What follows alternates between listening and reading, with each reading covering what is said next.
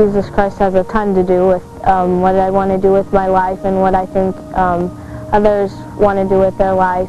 You can't do anything without consulting God. One of our administrators just yesterday was talking to me and said that she heard I might be going to music, and she didn't really understand that, and I just tried to explain to her how I just felt like God was placing direction in my life. It's really important to realize what your gifts are and what your talents are. Focus on what you're good at and then think about what you like doing. I know this is what he wants me to do because I've prayed about it, and as long as I'm following in his path, I can't go wrong.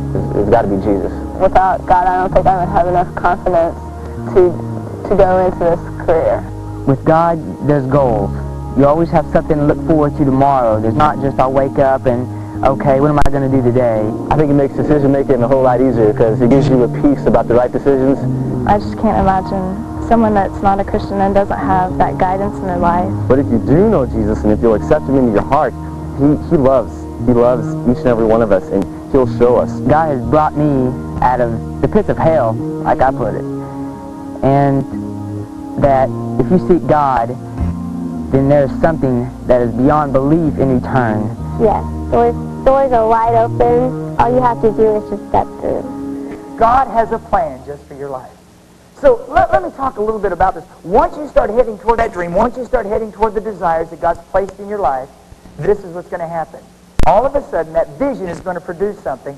It's going to produce, check this out, it's going to produce something that is so powerful. So many people try to get it, they don't know how to get it, but if they'll just do this, they're going to produce a substance called discipline. Discipline will always follow your vision. Now, has anybody in here ever struggled with discipline? Say about 5 of you. Everybody, one time or another, seems to struggle with discipline. I know there's been areas in my life I have. But you know what I found out? If you'll get a vision, discipline will always follow vision. In fact, there's a scripture in the book here. It says this. How many of you are familiar with this scripture? I'll start it. Let's see if you can finish it. Where there is no vision, the people perish. Proverbs 29 tells us that. You don't have a vision, you're going to perish. That word perish literally means cast off restraint, run wild. I was sitting there on an American Airlines flight a while back, and somebody asked me, they said, what do you see the number one problem among teenagers? And I just turned the question on. This was a child psychologist. I said, what do you think it is? And he looked at me and said, without a doubt, I think it's discipline. Teenagers don't have discipline. And I thought, yeah. And I thought, well, yeah, that's a symptom, but that's not the source. The reason why most teenagers don't have discipline is most teenagers don't have a vision. You give a teenager a vision, discipline is automatically going to take place in their life.